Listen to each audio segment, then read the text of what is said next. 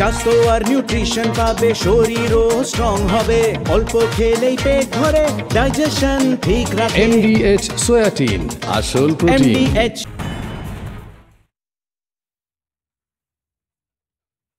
ঘণ্টাখানেকের হট্টমেলা নয়, আমার আপনার রায় নিয়ে খাপ পঞ্চায়েত নয়। সন্ধ্যে 7টা মানে করা সত্যি কথা যা হজম করতে সময় লাগে। যুদ্ধ হোক বা দুর্নীতি, অপরাধ বা চিটিংবাজি, ঘুরিয়ে নাক দেখাই না আমি, যখন তখন রং বদলাই। আমি স্বর্ণালী, প্রশ্ন করি সোজাসুজি।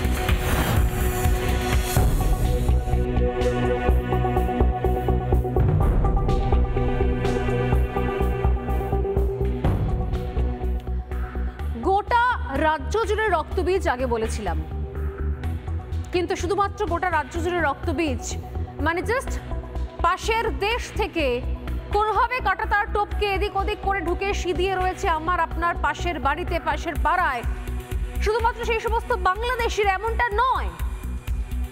বিষয়টা আরো ভয়ঙ্কর, আরো মারাত্মক। শুধুমাত্র বাংলাদেশে এসে বসে আছে, তারাই এখানে বিভিন্ন কার্ড বানিয়ে কাজের জোগাড় করছে, নিজেদের থাকার বন্দোবস্ত করছে। ব্যাপারটা এতটাও সহজ স্বাভাবিক নয়। প্রশ্ন আরো গভীরে।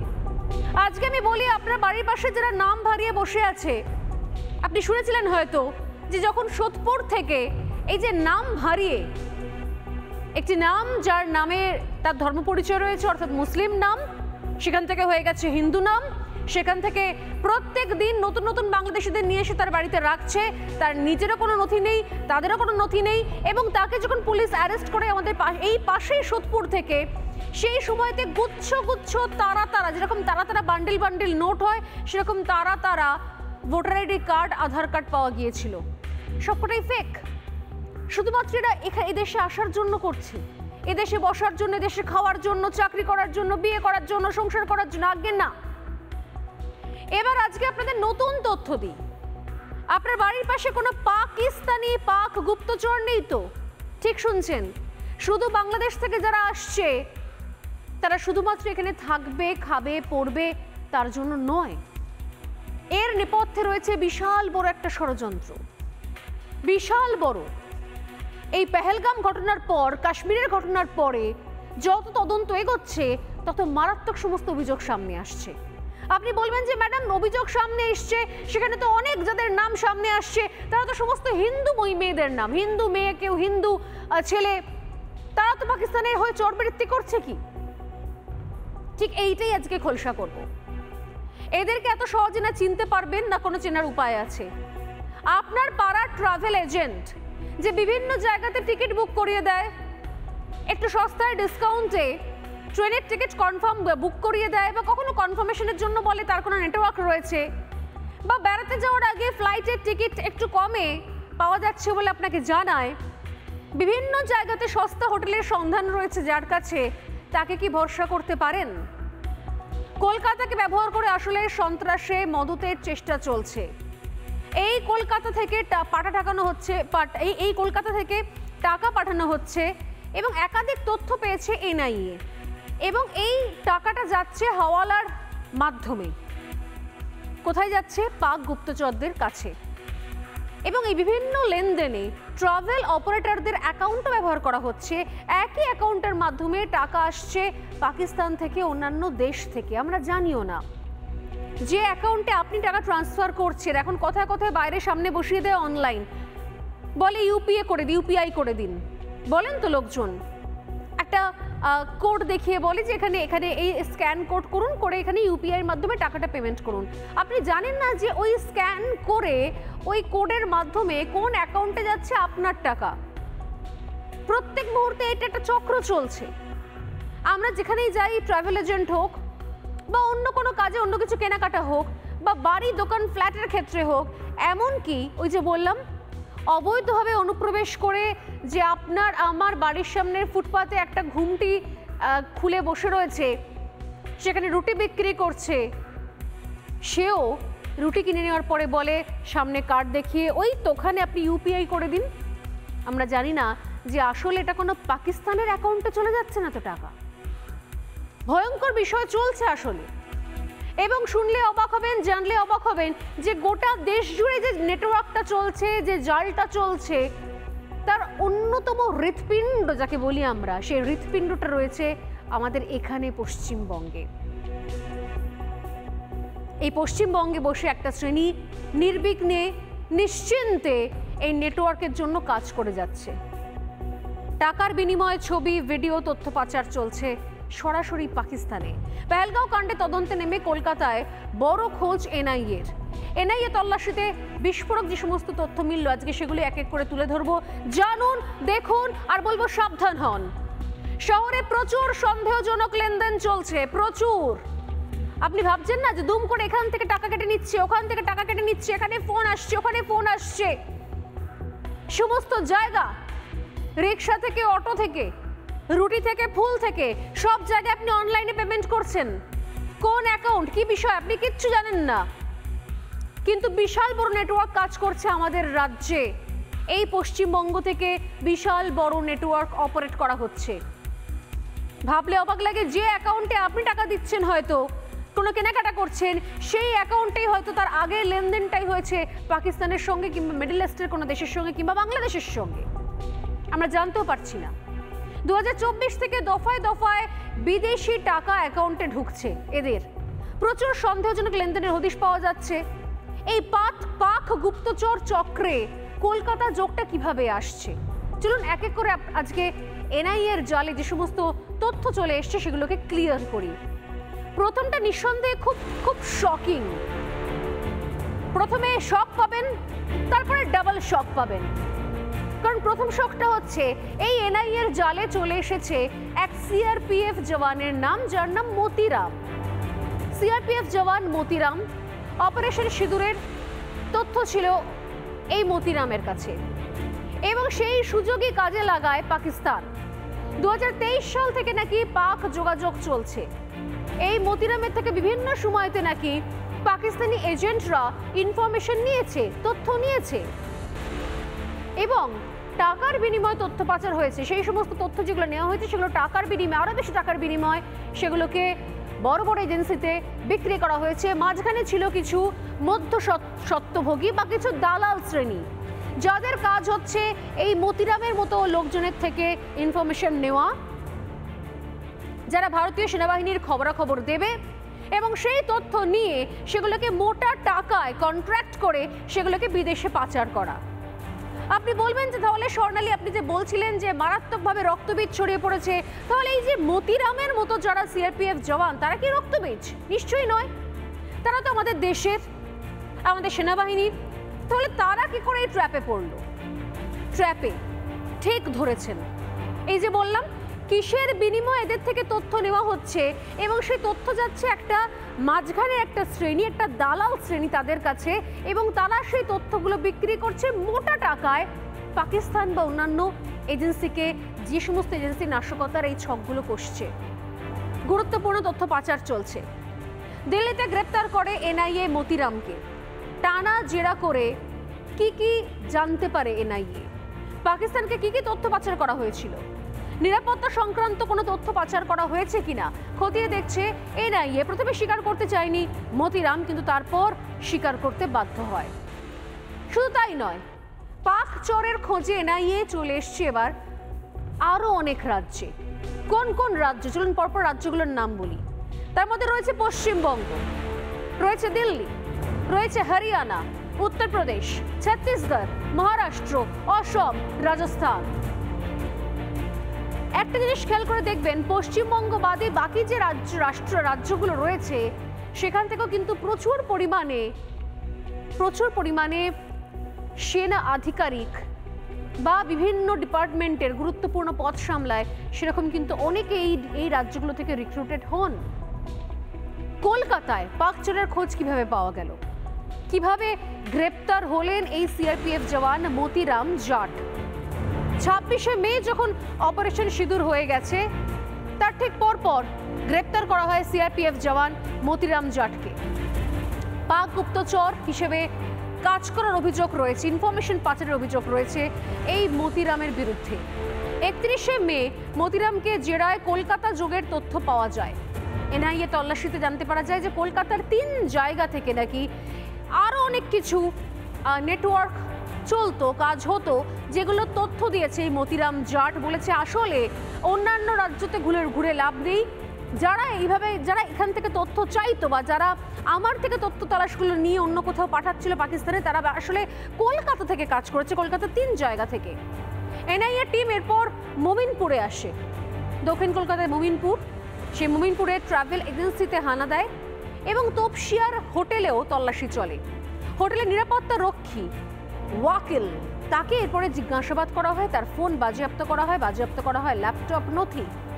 এই ওয়াকিল হচ্ছে সেই সমস্ত দালাল বা মধ্যস্বত্বভোগীদের মধ্যে একজন, যারা আসলে যাদের কাজ হচ্ছে বিভিন্ন সেক্টর থেকে গুরুত্বপূর্ণ, মূলত ভারতীয় সেনা আধিকারিক, সেখানকার আর্মি অফিসার হোক বা অন্য কোনো কর্মী হোক, অন্য কোনো ডিপার্টমেন্ট হোক, তাদেরকে ট্র্যাক করা। আর এই নিয়ে আজকে আলোচনা শুরু করব যে কিভাবে সাজানো হচ্ছে এই ট্র্যাক, কিভাবে এই ট্র্যাকে পা দিচ্ছেন বিভিন্ন গুরুত্বপূর্ণ পদে থাকা আধিকারিকরা। তবে তার আগে জানাই, এই মুহূর্তে ব্রেকিং নিউজে নজর রাখি। পেহেলগাঁও হামলার আগেই পাকিস্তানিদের এই ফাঁদে পা দেওয়ার খবর সামনে আসছে। পেহেলগাঁও হামলার আগেই পাকিস্তানের ফাঁদে পা মতিরামের অ্যাকাউন্টকেও ব্যবহার করা হয়। শুধুমাত্র মতিরামকে নয়, মতিরামের অ্যাকাউন্টকেও ব্যবহার করা হয়। তার অ্যাকাউন্ট ব্যবহার করে একাধিক লেনদেন চলে। মতিরামের লেনদেনের সঙ্গে কলকাতার যোগাযোগ রয়েছে। কলকাতা থেকে একাধিকবার মতিরামের অ্যাকাউন্টে টাকা যায় বা সেই মতিরামের অ্যাকাউন্টকে কেন্দ্র করে মতিরামের অ্যাকাউন্ট থেকে টাকা পাঠানো হয় বিদেশেও।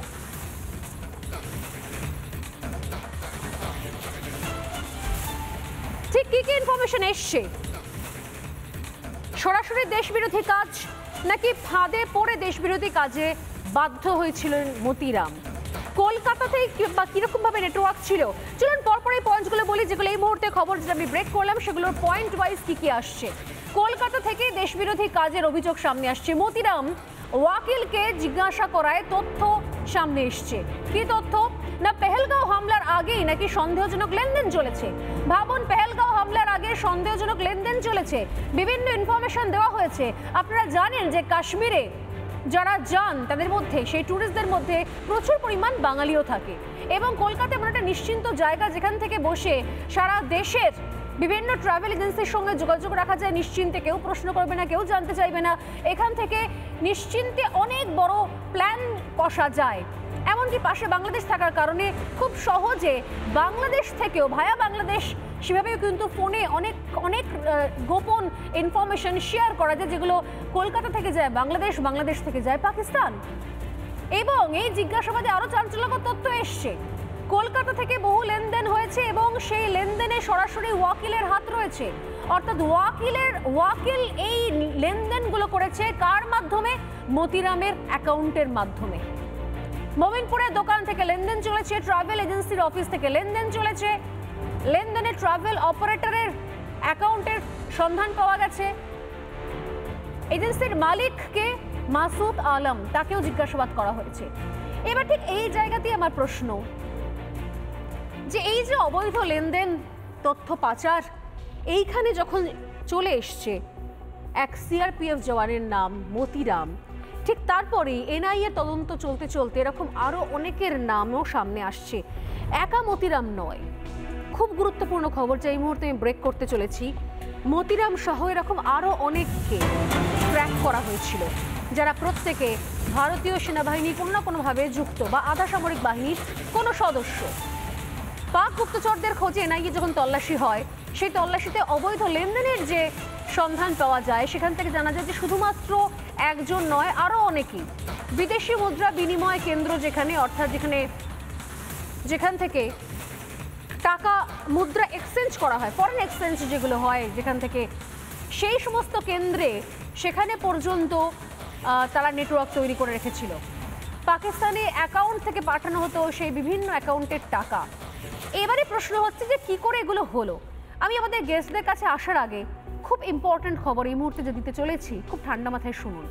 আমি বলছিলাম যে শুধুমাত্র একা মতিরাম নয়, আধা সামরিক বাহিনী, বা ভারতীয় সেনার বিভিন্ন আধিকারিক, বিভিন্ন কর্মী সংস্থা, বিভিন্ন ডিপার্টমেন্টের বিভিন্ন মানুষজনকে কিভাবে ট্র্যাক করা হয়েছে। এই ট্র্যাক করা হয়েছে, এই যে বললাম ওয়াকিল হোক বা এই মাসুদ আলম হোক, এই ধরনের যারা এজেন্ট রয়েছেন, যারা এজেন্সি চালাচ্ছেন, তারা আসলে ট্রাভেল এজেন্সির আড়ালে অন্য ব্যবসাও চালাচ্ছে। এক অদ্ভুত মধুচক্র, যে মধুচক্রের মাধ্যমে একাধিক ব্যক্তিকে ট্র্যাক করা যায়। কিভাবে কাজ হয় এই মধুচক্রে? সোশ্যাল মিডিয়ায় ফেক নাম নিয়ে প্রোফাইল ক্রিয়েট করা হয়, একাধিক হিন্দু নামে প্রোফাইল ক্রিয়েট করা হয়, যে প্রোফাইলগুলোতে অদ্ভুত রকমভাবে জাতীয়তাবাদী, রাষ্ট্রবাদী একটা ভাবনা, ধারণা, চিন্তা, সেগুলো টানা এক নাগারে পোস্ট করা হয়। এরপর সেই ধরনের প্রোফাইল থেকে বিভিন্ন সেনাবাহিনী বা আধাসামরিক বাহিনীর লোকজনকে আগে থেকে ট্র্যাক করা হয়, তাদের কাছে যায় ফ্রেন্ড রিকোয়েস্ট, বন্ধুত্বের প্রস্তাব, সেখান থেকে মেসেঞ্জারে কথা বলা, অনেক সময় সেক্স চ্যাট, এবং তারপর কলকাতায় হচ্ছে খুব নিশ্চিন্তের জায়গা, সেখানে এসে তাদের সঙ্গে মুহূর্ত কাটানোর প্রস্তাব। এ এক অদ্ভুত অন্যরকম মধুচক্র, যেখান থেকে প্রত্যেক মুহূর্তের তথ্য, ভিজুয়াল, ছবি, স্টিল ছবি, ভিডিও প্রত্যেক মুহূর্তে তুলে রাখা হয় গোপনে। এমনকি কোন জায়গায় যাচ্ছে, কি কথোপকথন হচ্ছে, কি ধরনের চ্যাট হচ্ছে, প্রত্যেক কিছুর ফুটপ্রিন্ট থেকে যায়।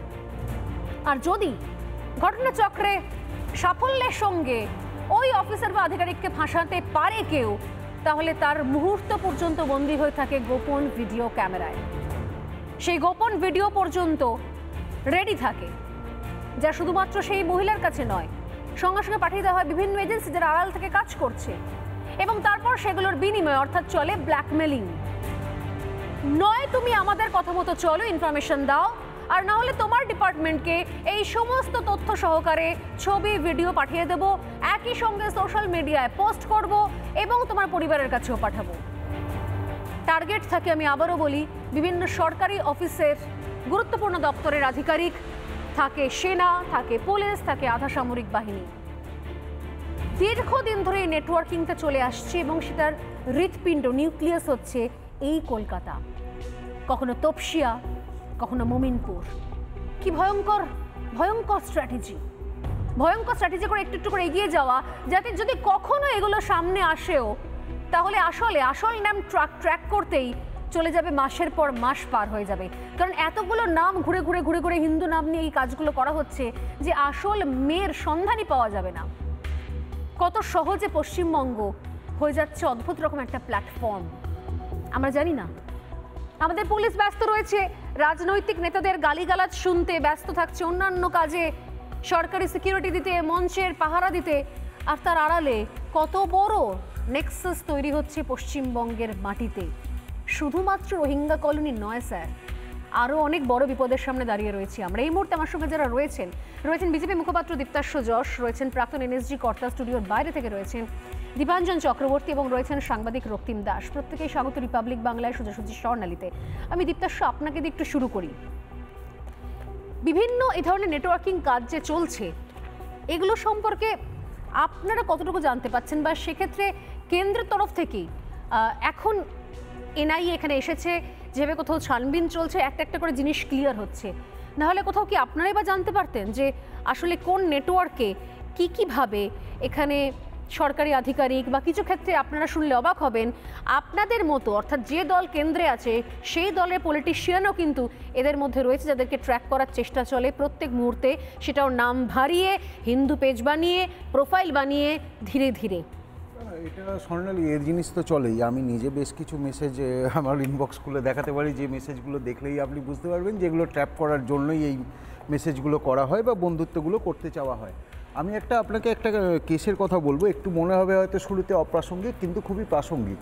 সতীশ কুমার নামে বিএসএফের এক কমান্ড্যান্ট ছিলেন, তাকে সিবিআই অ্যারেস্ট করেছিল প্রথম কিন্তু একটি ডিসঅ্যাপ্রোপ্রিয়েট প্রপোর্শনেট অ্যাসেটের মামলায়, এবং তারপরে দেখা যায় সেই সতীশ কুমার তিনি নানা রকম পাচার, মানে গরু পাচার, মানব পাচার ইত্যাদি নানা রকম পাচারের সঙ্গে তিনি যুক্ত ছিলেন। এবং যখন সেই সতীশ কুমারকে ট্র্যাক করা হয় দেখা যায় যে সতীশ কুমারের সাথে মোহাম্মদ ইনামুল হক নামে এক স্মাগলারের লিঙ্ক আছে, এবং সেই সূত্রে দেখা যায় যে সেই মোহাম্মদ ইনামুল হকের আবার বাংলাদেশে জামাতের সঙ্গে বেশ কিছু লিঙ্ক আছে।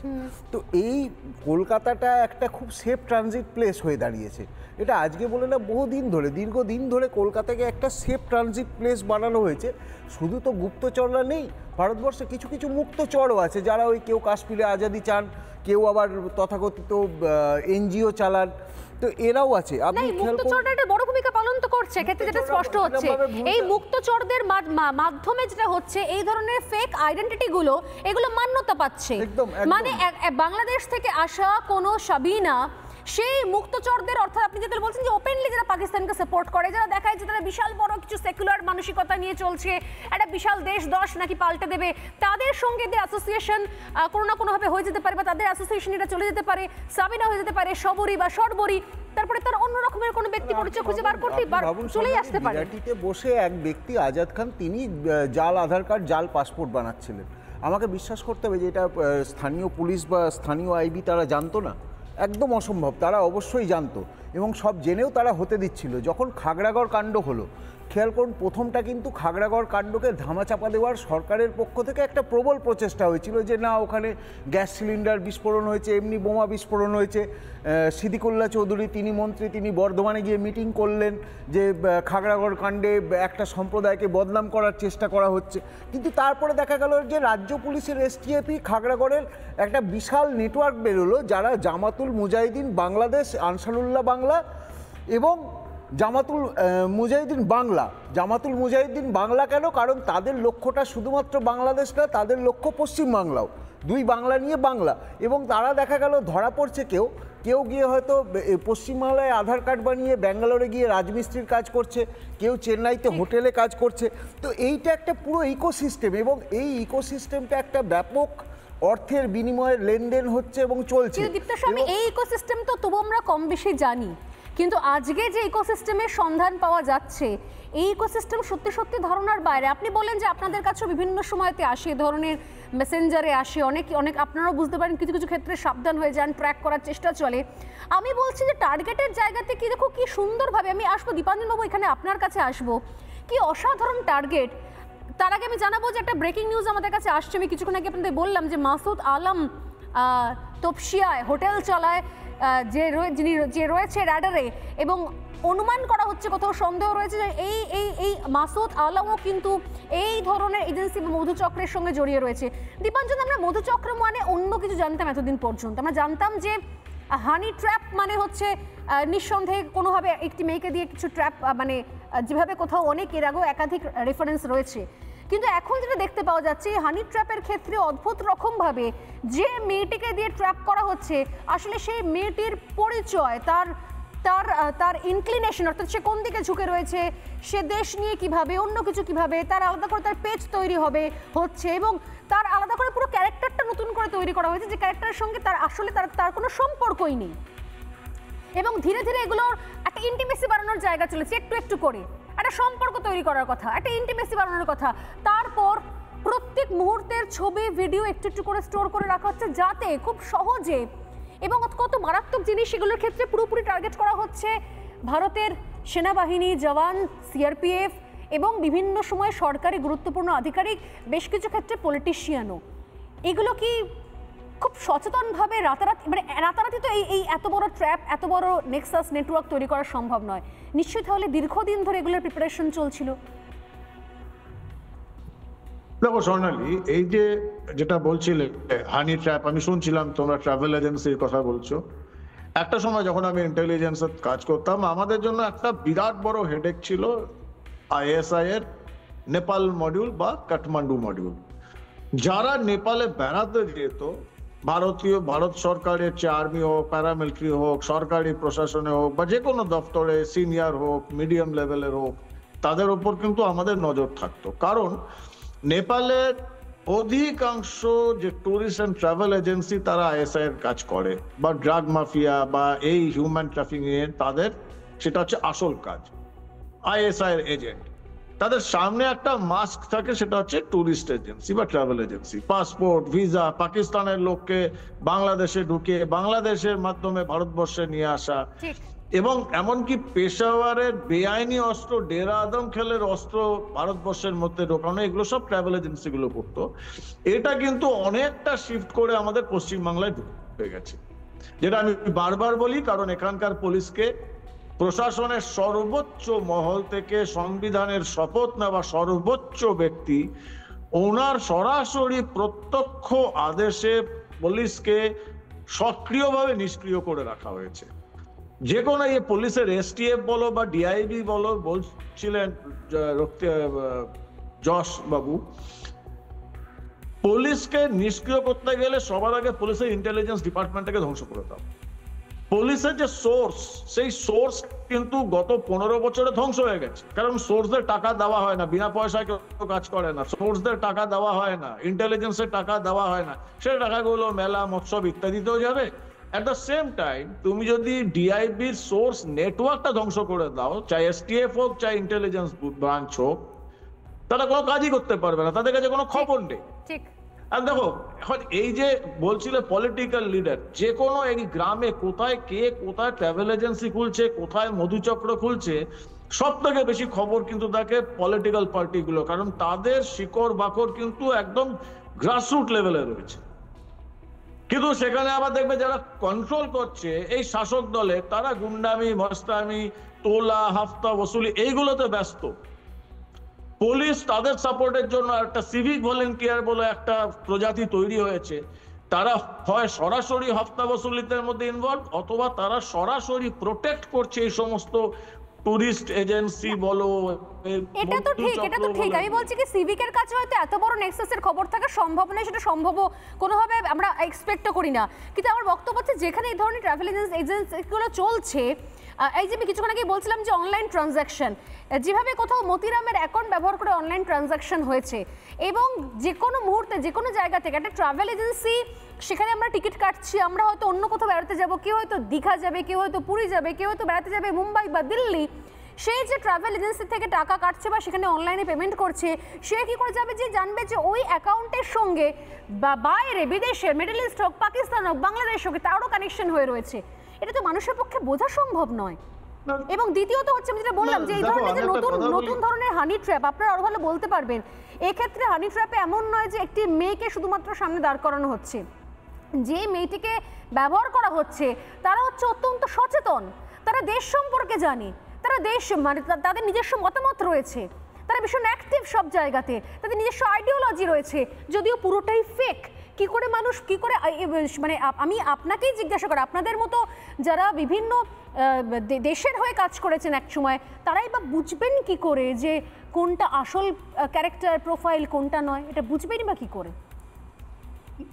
না দেখো, যদি যারা আমি বলি আর্ম ফোর্সেসে বলো বা আর্মিতে, প্যারামিলিটারিতে বা এজেন্সিতে, এই সিপাই টিপাই লেভেলের লোকজনকে এরা দুটো টার্গেট নিয়ে কাজ করে। তুমি বিএসএফ এর বা আর্মির, এই যে একজন বললেন উনি যে ওই কমান্ড্যান্ট সতীশ কুমার, এই যে এরকম একজন দুজন ব্ল্যাকশিপ সমস্ত অর্গানাইজেশন রয়েছে, কিন্তু তাদের সুবিধাটা কার হয়? বাংলার মুখ্যমন্ত্রীর মতো লোক। ওই কোনো বিএসএফ এর একজন কনস্টেবল যদি রেপ কেসে ধরা পড়ে, সুবিধাটা কার হয়? বাংলার মুখ্যমন্ত্রী। তিনি তখন বলতে পারবেন এই তো বিএসএফ বাংলার ঘরে ঘরে মেয়েদের রেপ করছে, একটি ঘটনাকে নিয়ে। রাইট। এবং এই যে এদের যে টার্গেটটা, এরা সিপাই, এই মতিরাম বলো বা হীরারাম বলো, এরা কিছুই না, এদের কাছে কোনো গুরুত্বপূর্ণ তথ্য থাকতে পারে না। কিন্তু তুমি এন্টায়ার ইন্ডিয়ান আর্মি প্যারামিলিটারি ফোর্সের উপর একটা প্রশ্ন চিহ্ন তুলে দিতে পারলে, ঠিক প্যারামিলিটারি ফোর্সে বা খুব সঠিক কথা, ন্যারেটিভ চেঞ্জ করার ক্ষেত্রে কাজে লাগতে পারে, একদম ন্যারেটিভ চেঞ্জ করে দেয়। এবং এই ন্যারেটিভটা ব্যবহার করবেন বাংলার মুখ্যমন্ত্রীর মতো মানুষ, এবং লাফাতে শুরু করবে, ওই দেখো আমাদের লোকদের, শেখ শাহজাহানকে তুমি বলছো এই তো বিএসএফ এর কমান্ড্যান্ট জেলে। অ্যাবসলিউটলি রাইট, সঠিক পয়েন্ট দীপাঞ্জন। আমি এই জায়গা থেকে ন্যারেটিভ তৈরি করার জন্য আমি আসছি রক্তিমদার কাছে। রক্তিমদা একদম সঠিক জায়গা থেকে, কারণ আমি দেখছিলাম যে শুধুমাত্র এক মতিরাম জাট নন, রবীন্দ্র শর্মা, মুম্বাইয়ের ডকে কর্মরত ছিলেন রবীন্দ্র শর্মা। আমি তার ব্যাপারে ইনফরমেশন আপনাদেরকে দেবো আজকে।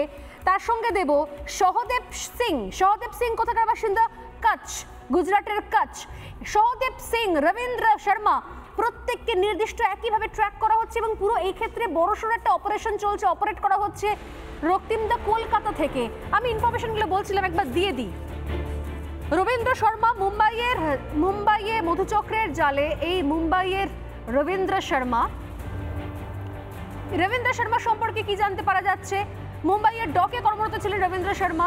দুজন পাক মহিলার সঙ্গে তার কথোপকথন হতো। দুজন পাক মহিলাই নাম নিয়েছিলেন হিন্দু এবং হিন্দু নামেই তাদের সোশ্যাল মিডিয়ায় পেজ খোলা ছিল। তারা সেখান থেকে আলাপ করেছিলেন, তাদের সঙ্গে যোগাযোগ হয়। এরপর ভুয়ো সোশ্যাল মিডিয়া অ্যাকাউন্ট তৈরি হয় এবং পি শর্মা ও ই প্রীত নামে কথোপকথন চলে এবং পরে ট্র্যাপ করা হয় রবীন্দ্র শর্মাকে এবং তাকে ফাঁসানোর হুমকিও দেওয়া হয় যে আরও তথ্য দরকার।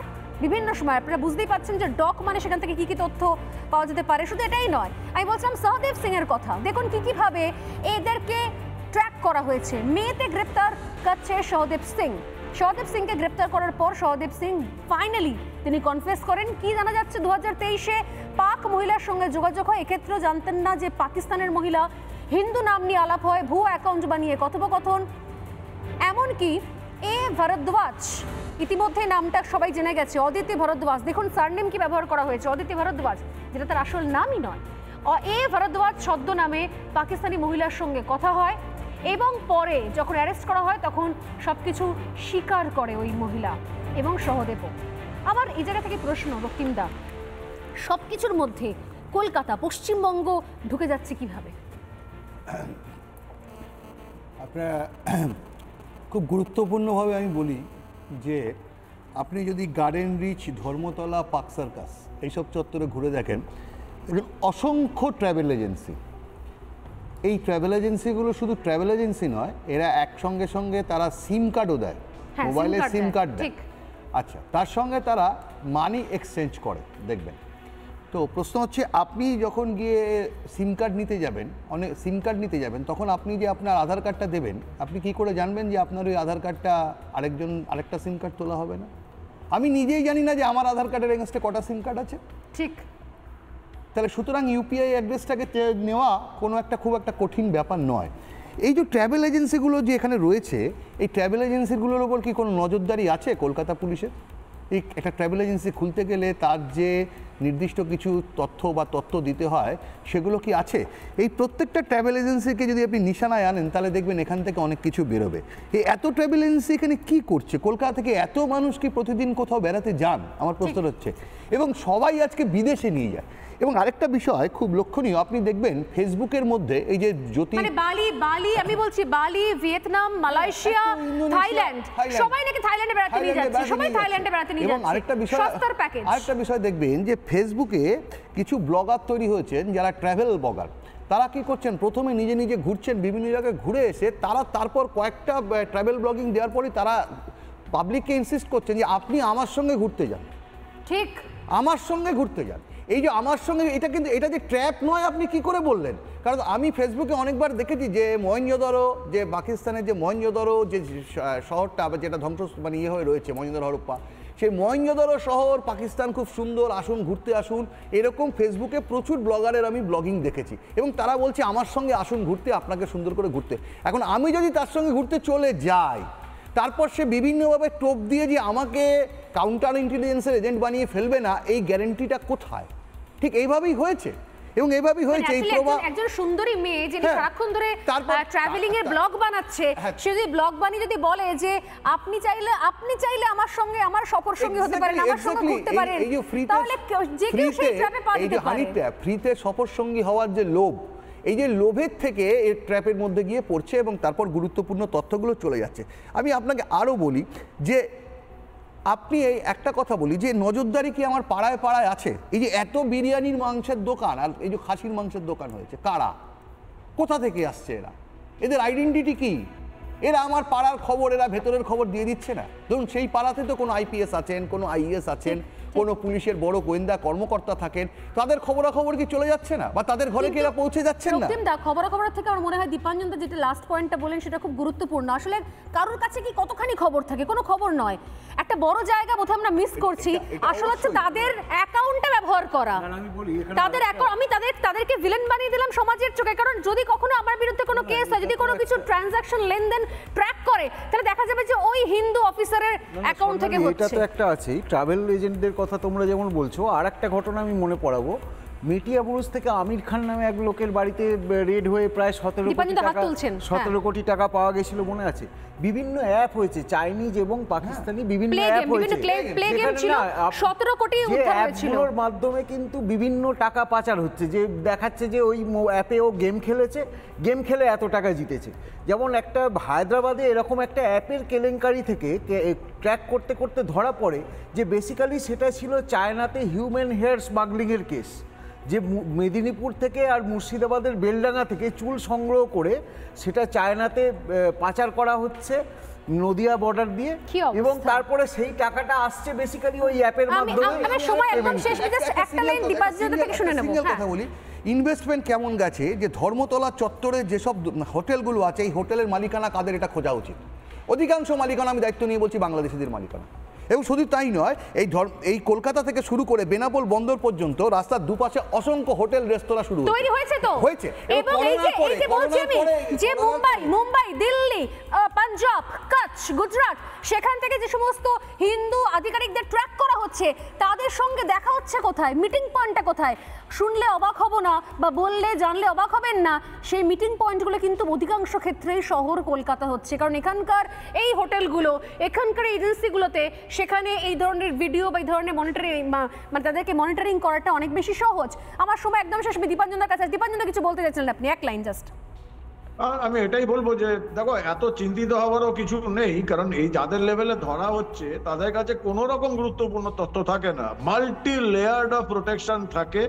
আমাদের প্রত্যেকটা ডিপার্টমেন্টে কাউন্টার ইন্টেলিজেন্স যথেষ্ট মজবুত।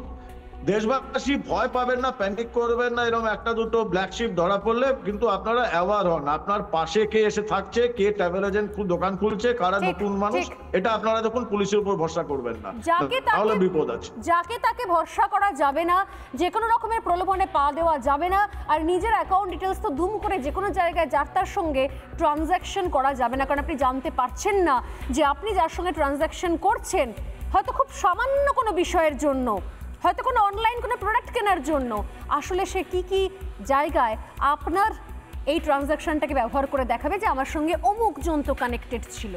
আপনি জানেন না, সচেতন হওয়ার সময় রয়েছে, কারণ আমাদের পুলিশ আমাদের প্রোটেকশন দেবে না যদি বিপদে পড়েন আপনারা। সময় একদম শেষে, ছোট্ট বিরতি নিয়ে ফিরে আসছি, সঙ্গে থাকুন।